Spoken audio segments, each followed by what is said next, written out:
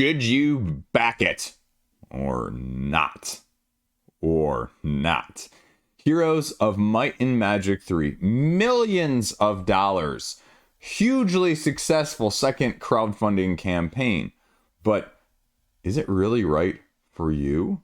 When you see those millions of dollars, do you go, what does everyone else know that I don't? Or do you go, nope, not getting suckered in again. I've been there and done that. Don't grass is greener. Let's go.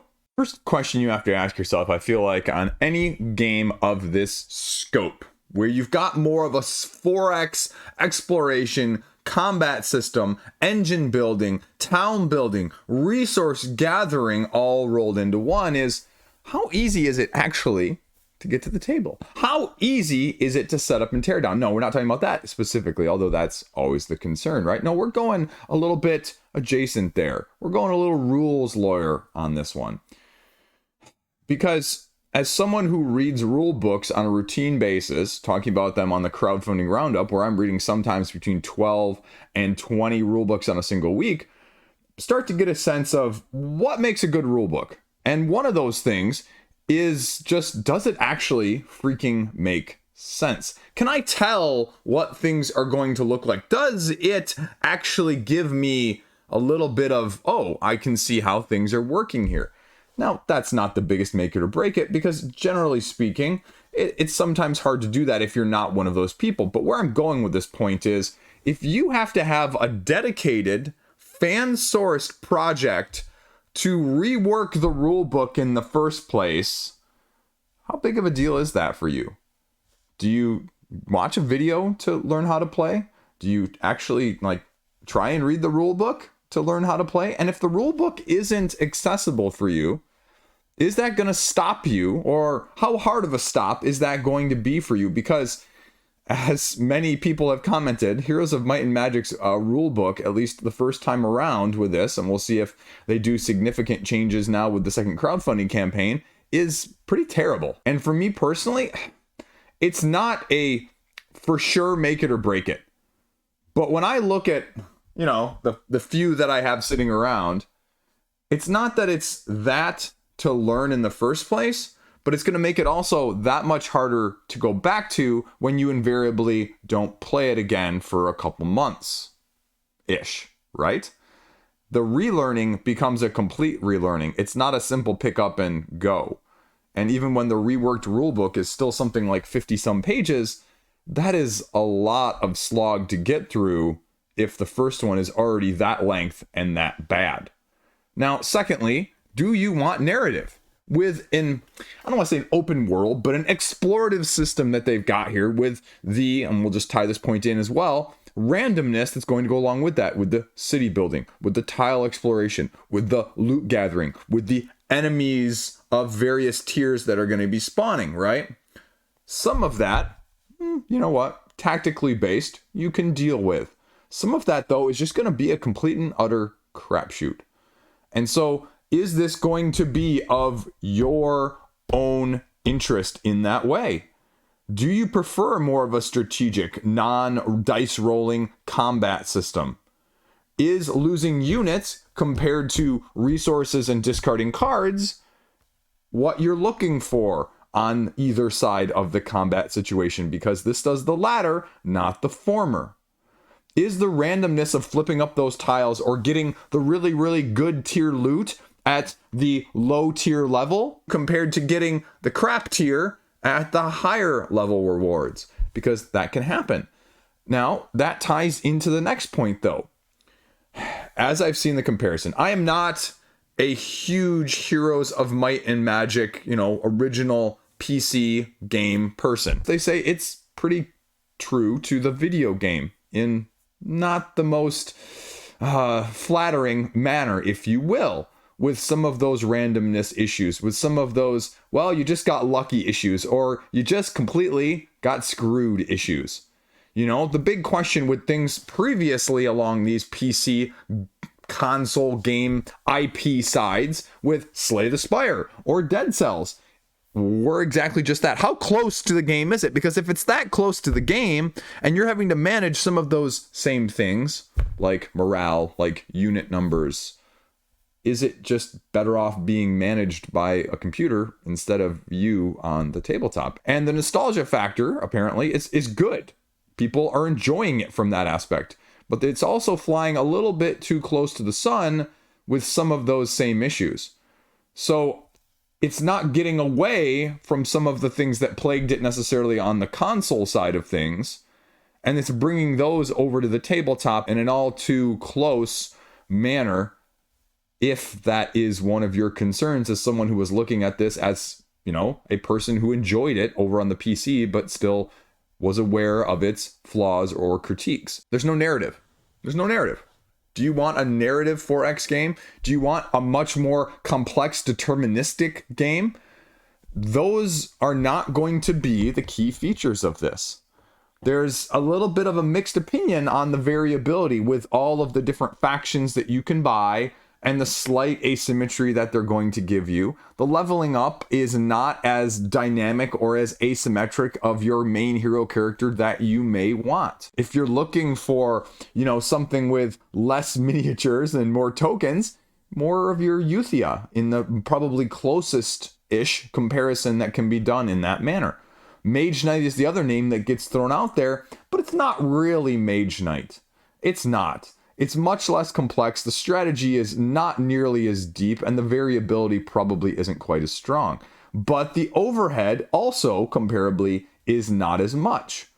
So, as someone in the comment section just let me know, I'm willing to pay more for complexity, not just variability.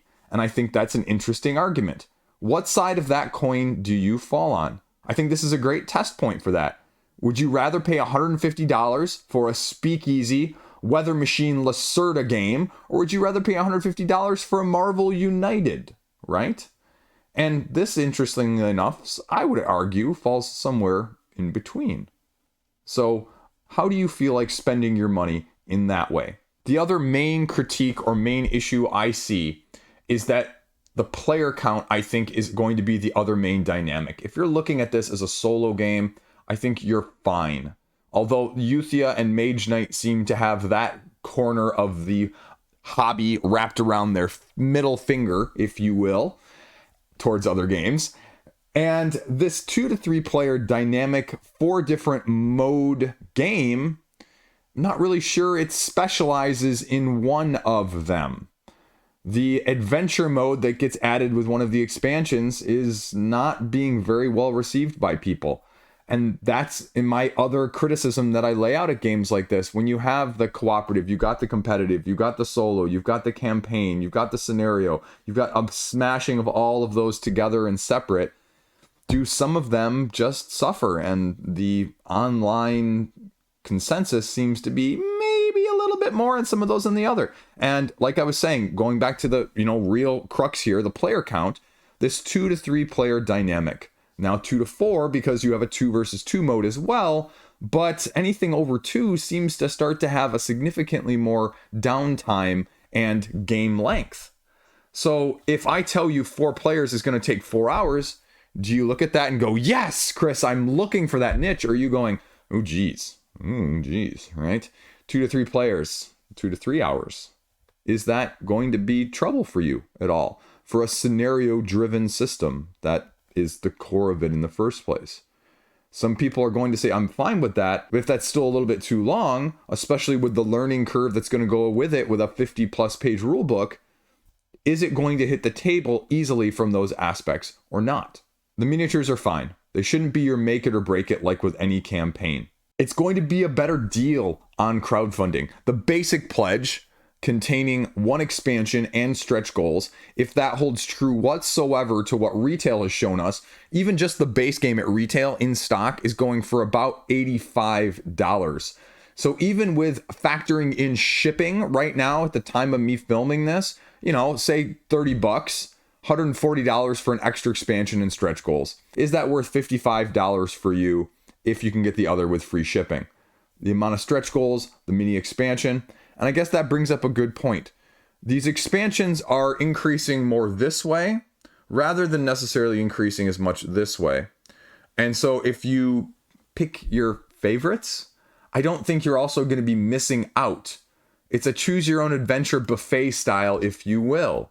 You're not going to be missing significant elements of gameplay content to dynamically change the game itself as you would with, say, let's just use the other ones I compared it to, right? You know, let's go all across the board. Marvel United, where you're getting significantly different modes.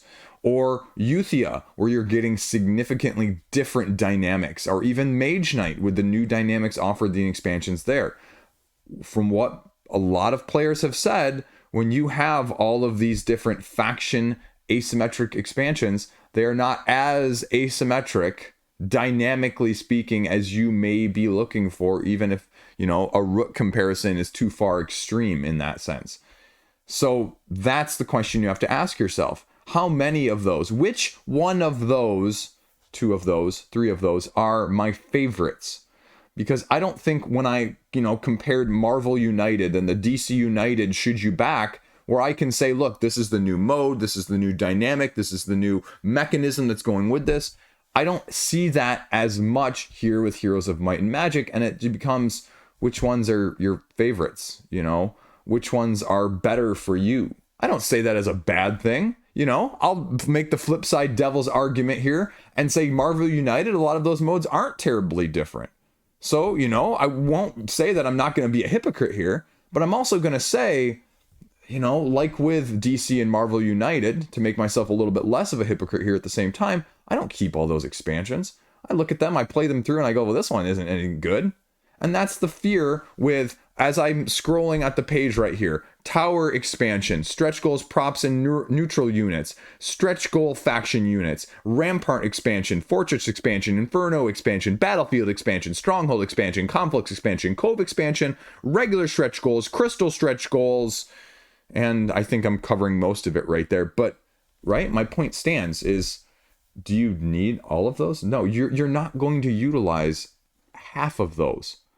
So this is not one that FOMO is worth it. This is one where, which ones sound nice with a little bit of stretch goals sort of pledge level, if you will. Part of this video is never, is this a good game or not? I'll leave that for other people to debate and yell at each other in the comment section ad nauseum elsewhere.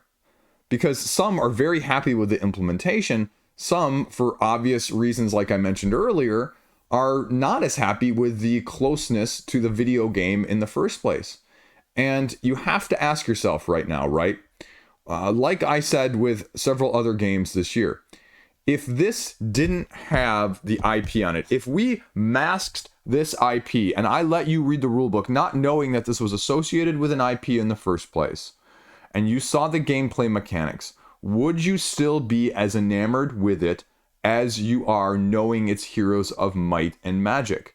I said this previously with Grim Coven, especially. I said if Grim Coven wasn't Awakened Realms and you had as much information as you do, would you still be strongly backing it in the same way?